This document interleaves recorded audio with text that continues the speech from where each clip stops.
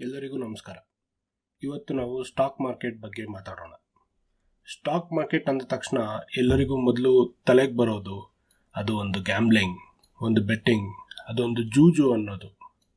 ಅದು ಮೇಲೆ ಹೋದರೆ ನಾವು ಲಾಭ ಮಾಡ್ತೀವಿ, ಕೆಳಗೆ ಬಿದ್ದರೆ ಒಡಿಸ್ಕೊಂಡು ಹೋಗ್ತೀವಿ ಅನ್ನೋದು ಒಂದು ಥಾಟ್. ಆದರೆ ಇನ್ನು ಕೆಲವರು ಜನ ಜಾಬ್ ಮಾಡ್ತಾ ಮಾಡ್ತಾ ಕೆಲವೊಬ್ಬರು ಹೇಳಿದ್ರು ಅಂತ ಒಂದಷ್ಟು ಸ್ಟಾಕ್ಸ್ ಅಥವಾ ಎಲ್ಲರೂ ಮಾಡ್ತಾ ಇದ್ದಾರೆ ಅನ್ನೋ ರೀಸನ್ಗೆ ಒಂದಷ್ಟು ಸೆಲೆಕ್ಟೆಡ್ ಸ್ಟಾಕ್ಸಿಗೆ ಹಾಕಿ ಅದ್ರ ಬಗ್ಗೆ ತಲೆ ಕೆಡಿಸ್ಕೊಳ್ತೀರ ಬಿಟ್ಟು ಲಾಸ್ ಮಾಡ್ಕೊಂಡಿರೋರು.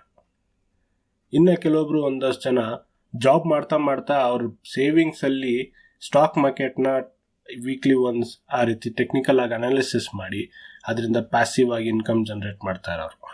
ಆ್ಯಂಡ್ ಸ್ವಲ್ಪ ಮಟ್ಟಕ್ಕೆ ಜನ ಅದನ್ನೇ ಮೇನ್ ಇನ್ಕಮ್ ಆಗಿ ಕೂಡ ಮಾಡ್ತಾ ಇರೋರು ಕೂಡ ಇದ್ದಾರೆ.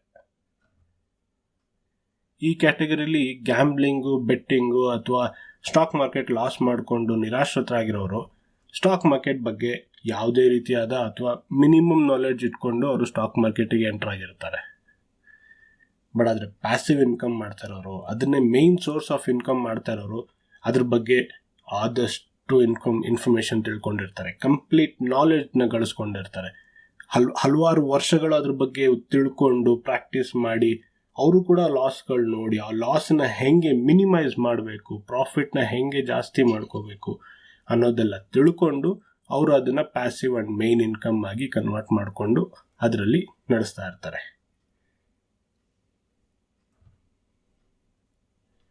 ಈಗ ಸ್ಟಾಕ್ ಮಾರ್ಕೆಟ್ ಅಂದರೆ ಕನ್ನಡಕ್ಕೆ ಅದನ್ನು ಟ್ರಾನ್ಸ್ಲೇಟ್ ಮಾಡಬೇಕು ಅಂದರೆ ಷೇರು ಮಾರುಕಟ್ಟೆ. ಷೇರು ಮಾರುಕಟ್ಟೆ ಅಂದರೆ ಇವಾಗ ಸ್ಟಾಕ್ ಮಾರ್ಕೆಟ್ ಅಂದರೆ ನಮ್ಮ ಕನ್ನಡಕ್ಕೆ ಟ್ರಾನ್ಸ್ಲೇಟ್ ಮಾಡ್ತಿದ್ದಂಗೆ ಅಲ್ಲೇ ನಮಗೆ ಉತ್ತರ ಸಿಗುತ್ತೆ. ಷೇರುಗಳ ಮಾರುಕಟ್ಟೆ. ನಮ್ಮ ಸುತ್ತಮುತ್ತ ಎಲ್ಲ ಮಾರ್ಕೆಟಲ್ಲಿ ಏನಾಗುತ್ತೆ, ವ್ಯಾಪಾರ ಆಗುತ್ತೆ. ಇಲ್ಲೂ ಅಷ್ಟೇ, ಒಂದು ಕಂಪನಿದ ಸ್ಟಾಕ್ಸ್ನ ಮಾರುಕಟ್ಟೆ ಆಗುತ್ತೆ. ಇವಾಗ ಜನರಲ್ ಮಾರ್ಕೆಟಲ್ಲಿ ಆಗೋ ಒಂದು ಎಕ್ಸಾಂಪಲ್ ಇಟ್ಕೊಂಡು ಸ್ಟಾಕ್ ಮಾರ್ಕೆಟಲ್ಲಿ ಏನಾಗುತ್ತೆ ಅನ್ನೋ ಎಕ್ಸ್ಪ್ಲೇನ್ ಮಾಡ್ತೀನಿ. ಇವಾಗ ಶಾಪ್ ಓನರು ಮಾರ್ಕೆಟಿಗೆ ಹೋಗ್ತಾನೆ, 1 kg ರೈಸ್ನ 10 ರೂಪಾಯಿಗೆ ತೊಗೊತಾನೆ. ಅವನು ಟ್ರಾನ್ಸ್ಪೋರ್ಟ್ ಮಾಡಿ ಅವನ ಅಂಗಡಿಗೆ ಹೋಗ್ತಾನೆ.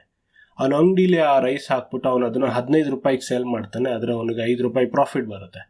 ಇದರಲ್ಲಿ ಅವನು ಹಾಕಿದ ಎಫರ್ಟು, ಟ್ರಾನ್ಸ್ಪೋರ್ಟೇಷನ್ನು, ಹೋಗಿ ಚೂಸ್ ಮಾಡಿದ್ದು, ಅಂಗಡಿ ಇಟ್ಟಾಗ ಅಂಗಡಿ ಬಾಡಿಗೆ, ಅದು ಅವನು ಹಾಕೋ ಎಫರ್ಟ್.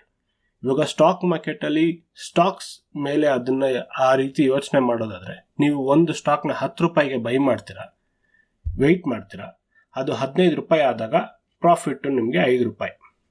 ಆದರೆ ನೀವು ಹೇಳ್ಬೋದು, ಆದರೆ ಅದರಲ್ಲಿ ಅವರು ಎಫರ್ಟ್ ಹಾಕಿರ್ತಾರೆ, ಏನು ಟ್ರಾನ್ಸ್ಪೋರ್ಟ್. ಇದರಲ್ಲಿ ನಿಮ್ಮ ಎಫರ್ಟ್ ಬಂದು ಟೈಮ್, ಕಾಲ ಕೊಡ್ತೀರಾ ಅಷ್ಟೇ, ಟೈಮ್ ಕೊಡ್ತೀರಾ ಅದಕ್ಕೆ. 10 ರೂಪಾಯಿ ಇರೋದು 15 ಆಗೋದಕ್ಕೆ, ಆಗ ನಿಮಗೆ 5 ರೂಪಾಯಿ ಪ್ರಾಫಿಟ್ ಆಗುತ್ತೆ. ಬಟ್ ಆದರೆ ನೀವು ಹೇಳ್ಬೋದು ಮಾರ್ಕೆಟ್ ಕೆಳಗೋಗುತ್ತೆ, ಕೆಳಗೋದಾಗ ನಮಗೆ ಲಾಸ್ ಆಗುತ್ತೆ ಅಂತ. ಇವಾಗ ಶಾಪ್ ಓನರು ಕೂಡ ರಿಸ್ಕಲ್ಲೇ ಬದುಕ್ತಾ ಇರ್ತಾನೆ. ಅವನು ಇವಾಗ ಟ್ರಾನ್ಸ್ಪೋರ್ಟೇಷನ್ ಮಾಡುವಾಗ ಗಾಡಿಗೆ ಆಕ್ಸಿಡೆಂಟ್ ಆಗ್ಬೋದು, ಇಲ್ಲ ಅಂತಂದರೆ ಗಾಡಿ ಪೆಟ್ರೋಲ್ ಖಾಲಿ ಆಗೋಗಿ ಅವನು ಅದನ್ನು ಇನ್ ಟೈಮ್ ಬೇಕಾಗಿರೋ ಟೈಮಿಗೆ ರೀಚ್ ಮಾಡೋಕ್ಕಾಗ್ದಲೇ ಇರ್ಬೋದು ಅವನ ಅಂಗಡಿಗೆ, ಅಥವಾ ಅವನು ಟ್ರಾನ್ಸ್ಪೋರ್ಟ್ ಆಗ್ತಿರುವಾಗ ದರೋಡೆ ಆಗ್ಬೋದು. ಆ ರೀತಿ ಎಲ್ಲ ಚಾನ್ಸಸ್ಗಳು ಇರುತ್ತೆ. ರಿಸ್ಕ್ ಇದ್ದೇ ಇದೆ. ಅವನ ಟ್ರಾನ್ಸ್ಪೋರ್ಟೇಷನಲ್ಲೂ ಕೂಡ ರಿಸ್ಕ್ ಇಲ್ಲ ಅಂತ ಅಲ್ಲ, ರಿಸ್ಕ್ ಇದ್ದೇ ಇದೆ. ಅದೇ ರಿಸ್ಕ್ನೇ ನಾವಿಲ್ಲಿ ಟೈಮಲ್ಲಿ ಆಟ ಆಡ್ತೀವಿ, ಅವರು ಆ ಥರ ಟ್ರಾನ್ಸ್ಪೋರ್ಟೇಷನಲ್ಲಿ ಆಟ ಆಡ್ತಾರೆ. ಇಷ್ಟೇ ಡಿಫ್ರೆನ್ಸ್. ಸ್ಟಾಕ್ ಮಾರ್ಕೆಟ್, ಷೇರು ಮಾರುಕಟ್ಟೆ ಅಲ್ಲಿ ನಡೆಯೋದು ಹೀಗೇನೆ. ಸಿಂಪಲ್ ಆಗಿ ಹೇಳ್ಬೇಕಂದ್ರೆ ಇಷ್ಟೇ ನಡೆಯೋದು. ಆದರೆ ಇವಾಗ ನೀವು ಲಾಸ್ ಆಗುತ್ತೆ ಅಂತಿರಲ್ಲ, ಸ್ಟಾಕ್ ಮಾರ್ಕೆಟಲ್ಲಿ ಒಂದು ಅಡ್ವಾಂಟೇಜ್ ಏನು ಅಂತಂದರೆ, ಎಷ್ಟೊಂದು ಜನಕ್ಕೆ ಗೊತ್ತಿರಲಿದ್ದಕ್ಕಿಲ್ಲ ಇದು. ಸ್ಟಾಕ್ ಮಾರ್ಕೆಟಲ್ಲಿ ನೀವು ಸ್ಟಾಕ್ ಬೀಳೋದ್ರಿಂದನೂ ನೀವು ಲಾಭ ಮಾಡ್ಬೋದು. ಬಟ್ ಆದರೆ ಅದ್ರ ಬಗ್ಗೆ ನಾನು ಇವಾಗ ಡೀಟೇಲ್ ಆಗಿ ಎಕ್ಸ್ಪ್ಲೈನ್ ಮಾಡೋದಕ್ಕೆ ಹೋಗಲ್ಲ. ಅದ್ರ ಬಗ್ಗೆ ನೀವು ಮುಂದೆ ನೀವು ಕಲಿತಾ ನಿಮಗೆ ಗೊತ್ತಾಗುತ್ತೆ ಹೇಗೆ ಮಾಡ್ಬೋದು, ಹೇಗೆ ಮಾಡ್ತಾರೆ ಅಂತ. ಬಟ್ ಆದರೆ ಹೌದು, ಖಂಡಿತವಾಗ್ಲೂ ಸ್ಟಾಕ್ ಬೀಳೋದ್ರಿಂದನೂ ಲಾಭ ನೀವು ಖಂಡಿತವಾಗ್ಲೂ ಮಾಡ್ಬೋದು. ಸೊ ಅದು ನಿಮಗೆ ಸ್ಟಾಕ್ ಮಾರ್ಕೆಟಲ್ಲಿ ಕೊಡೋ ಅಡ್ವಾಂಟೇಜ್. ಅದಾದಮೇಲೆ ಇನ್ನೂ ಒಂದು ಕೆಲವೊಬ್ಬರಿಗೆ ತಲೆಗೆ ಬರೋದು, ಸ್ಟಾಕು ಹೇಗೆ ಮಾರ್ಕೆಟಿಗೆ ಎಂಟ್ರ್ ಆಗುತ್ತೆ, ಅಂದರೆ NSE, BSE, ಸೆಬಿಲಿ ಏನು ಮಾಡಲಾಗುತ್ತೆ ಅದು ಸ್ಟಾಕ್ ಮಾರ್ಕೆಟಿಗೆ ಬರೋದಕ್ಕೆ.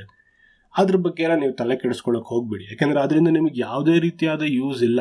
ನೀವು ಒಂದು ಸ್ಟಾಕ್ನ ಟ್ರೇಡ್ ಮಾಡಬೇಕು ಅಂದರೆ ಅದು ಯಾವುದೇ ರೀತಿ ಇನ್ಫಾರ್ಮೇಷನ್ ನಿಮಗೆ ಯೂಸ್ ಆಗೋದಿಲ್ಲ.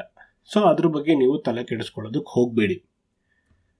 ಸೊ ಇವಾಗ ನಿಮಗೆ ಶೇರ್ ಮಾರ್ಕೆಟಲ್ಲಿ ಏನಾಗುತ್ತೆ ಅನ್ನೋದು ನಿಮಗೆ ಅರ್ಥ ಆಗಿದೆ ಅಂತ ಅನ್ಕೋತೀನಿ. ಈ ಚಾನಲ್ನ ಮುಖ್ಯ ಉದ್ದೇಶ ಅದೇ, ಸ್ಟಾಕ್ ಮಾರ್ಕೆಟ್ನ ಬೇಸಿಕ್ಸಿಂದ ಹಿಡಿದು ಅಡ್ವಾನ್ಸ್ ಲೆವೆಲ್ವರೆಗೂ ನನಗೆ ತಿಳಿದ ಮಟ್ಟಿಗೆ ನಾಲೆಜ್ನ ತುಂಬ ಸಿಂಪಲ್ ಕನ್ನಡ ಭಾಷೆಯಲ್ಲಿ ನಾನು ಹೇಳ್ಕೊಡೋಕ್ಕೆ ಇಷ್ಟಪಡ್ತಾ ಇದ್ದೀನಿ. ದಯವಿಟ್ಟು ಈ ವಿಡಿಯೋನ ಲೈಕ್ ಮಾಡಿ. ನಿಮಗೆ ಯಾವ ಟಾಪಿಕ್ ಬಗ್ಗೆ ನಿಮಗೆ ಇನ್ಫಾರ್ಮೇಷನ್ ಬೇಕು, ಯಾವ ಟಾಪಿಕ್ನ ನಾನು ಕಲಿಸ್ಕೊಡ್ಬೇಕು ಅನ್ನೋದು ನಿಮಗೆ ಸ್ಪೆಸಿಫಿಕ್ ಆಗಿ ಏನಾದರೂ ಇದ್ದರೆ ದಯವಿಟ್ಟು ಕಮೆಂಟ್ ಮಾಡಿ ತಿಳಿಸಿ.